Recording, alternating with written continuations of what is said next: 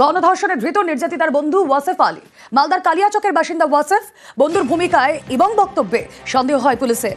বন্ধুকে আটক করে দীর্ঘক্ষণ জিজ্ঞাসাবাদ, ধর্ষণ ও পরবর্তী 1.5 ঘন্টা নিয়ে অসঙ্গতি। বন্ধুর জামা কাপড়ের ফরেনসিক পরীক্ষা, ধর্ষণ নিশ্চিত হতে মেডিকো লিগ্যাল টেস্ট। অভিযোগে 5 দুষ্কৃতী গ্রেফতার। আর এই গণধর্ষণের অভিযোগ ঘিরে বঙ্গ রাজনীতি তরজাতুঙ্গে।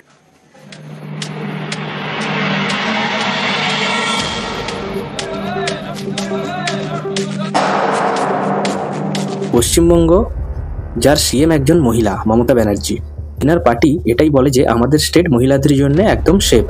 কিন্তু ঘটনা তো এটা শুধু বলে না। আরজি মেডিকেল কলেজে অভয়ার সাথে কি হয়েছিল তা তো আমরা গত বছর সবাই দেখেছি। আর এরকম কেস আরও আসছে দিনের পর দিন। উড়িষ্যার একজন মেয়ে দুর্গাপুর মেডিকেল কলেজে পড়তে আসে, যে ওখানে সেকেন্ড ইয়ারে MBBS এর ছাত্রী ছিল। এবার এখানে দুটো ভার্সন আছে। আর্টিকেলে যেটা ছাপানো হয়েছে ওটাতে একটা কথা বলা হয়েছে, এবং মেয়েটির ফ্যামিলি থেকে যে কেস করা হয়েছে সেখানে আরেকটা কথা বলা হয়েছে। ওপি ইন্ডিয়াতে লেখা হয়েছে এই ছাত্রীটার একজন বন্ধু আছে যার সাথে সে ঘুরতে বেরিয়েছিল। ছেলেটির নাম হচ্ছে আসিফ আলী। ঘুরতে বেরিয়ে যখন একটা জায়গা দিয়ে ওরা যাচ্ছিল তখন 4-5 জন আননোন লোক ওখানে আসে, ওদের উপর অ্যাটাক করে এবং ছাত্রীটিকে টেনে হিঁচড়ে নিয়ে জঙ্গলের দিকে যায় এবং বারবার ধর্ষণ করতে থাকে। আর এই 5 জন আননোন ব্যক্তি মেয়েটির সাথে যে ছেলেটা ছিল ওয়াসিফ আলী, তাকে ধমকায় আর বলে যদি তুমি কিছু করবার চেষ্টা করো বা মেয়েটিকে বাঁচাবার চেষ্টা করো তাহলে তোমাকে প্রাণে মেরে দেওয়া হবে। দ্বিতীয় ওই ছেলেটি ওখান থেকে ভয়ে পালিয়ে যায়। এরপর ওই 5 জন ছেলেটি মেয়েটির থেকে তার মোবাইল ছাড়িয়ে নেয় আর বলে এই মোবাইল তখনই ফেরত দেবে যদি মেয়েটি তাদের 3000 টাকা দেয়। আর এই কথাটা যদি মেয়েটি কারোর সাথে শেয়ার করে, যেটা মেয়েটির সাথে তারা করেছে, তাহলে মেয়েটিকেও প্রাণে মেরে দেওয়ার হুমকি দেয়।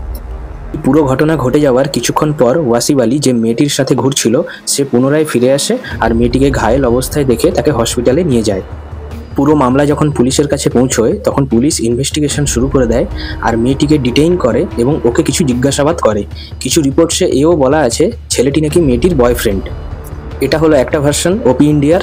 এবার আসি দ্বিতীয় ভার্সনের দিকে, যেটা একটা কমপ্লেন ফাইল করা হয়। আই থিঙ্ক যে কমপ্লেন ফাইলটি মেয়েটির বাড়ি থেকে পুলিশ স্টেশনে করা হয়েছে। কমপ্লেনে বলা হয় এনাদের যে মেয়েটি কিনা 23 বছর বয়স, সেকেন্ড ইয়ারের স্টুডেন্ট IQCT মেডিকেল কলেজের, ও 10ই অক্টোবর 2025 রাত 8টায় নিজের কলেজের কিছু স্টুডেন্টস ও ফ্রেন্ডসদের নিয়ে বাইরে বেরোয়। তারপর মেয়েটিকে একটি খালি জায়গার দিকে নিয়ে যাওয়া হয় যেখানে ওকে ধর্ষণ করা হয়। রিপোর্টে এটাও লেখা আছে যে ছেলেটা মেয়েটিকে নিয়ে বাইরে গিয়েছিল এবং আরও বন্ধুদের এনেছিল, ওই ছেলেটি এবং তার বন্ধুরা মিলেই মেয়েটিকে ধর্ষণ করে আর মেয়েটার মোবাইল ছাড়িয়ে নেয় এবং তারপরে 5000 টাকার ডিমান্ড করে। ওপি ইন্ডিয়ার আর্টিকেলে বলা হয়েছে ওয়াসিফ আলী, যে কিনা মেয়েটির বন্ধু, যে মেয়েটিকে নিয়ে ওই দিন বেরিয়েছিল, ওই ছেলেটিকে ধমকাতে সে ওখান থেকে পালিয়ে যায়। কিন্তু আমার মাথায় এটা আসে না, যদি সে মেয়েটির সাথে ছিল, মেয়েটাকে যখন ধর্ষণ করছিল, অ্যাসাল্ট করছিল, তখন সে ছেলেটা বিনা আঘাতে ওখান থেকে পালালো কী করে? কারণ এরকম সিচুয়েশানে প্রথমে ছেলেটাকেই ধরে মারা হয় যাতে সে রেসিস্ট করতে না পারে, ভয় পেয়ে মেয়েকে বাঁচানোর চেষ্টা করতে কোনোভাবে না পারে। আবার এটাও কথা, যদি ওয়াসিফ আলী তাদের সাথে ইনভলভ না থাকতো তাহলে ও ফিরে আসতোই বা কেন, মেয়েটিকে নিয়ে হসপিটাল যেতই বা কেন? চাইলে তো সে মেয়েটিকে ওখানে ছেড়ে চলে যেতে পারতো। ওপি ইন্ডিয়াতে বলা কথা আর মেয়েটির বাড়ি থেকে যেটা পুলিশকে কমপ্লেন করা হয়েছে, দুটোর মধ্যে কোনো মিল নেই। এখানে কোনটা ঠিক কোনটা ভুল কেউ জানে না, যতক্ষণ না ইনভেস্টিগেশন কমপ্লিট হচ্ছে পুরোপুরিভাবে। কিন্তু এখানে একটা জিনিস খুব দেখার আছে, গত বছর যখন আরজি করে এরকম কেস হয়েছিল তখন মেন স্ট্রিম মিডিয়াগুলোতে আমরা দেখেছি ওখানে প্রমাণ লোপাটের চেষ্টা করা হয়েছিল। প্রথমে তো ঠিকমতো ইনভেস্টিগেশনই হচ্ছিল না, তারপর যখন ইনভেস্টিগেশন হচ্ছিল তখন অদ্ভুত রকমের সব যুক্তিতর্ক বেরোচ্ছিল। আর এই দুর্গাপুর কেসের 24 ঘন্টা পেরোনোর আগেই মোহাম্মদ ইয়াসিন নামে একজন হ্যান্ডিক্যাপ মহিলাকে ধর্ষণ করে।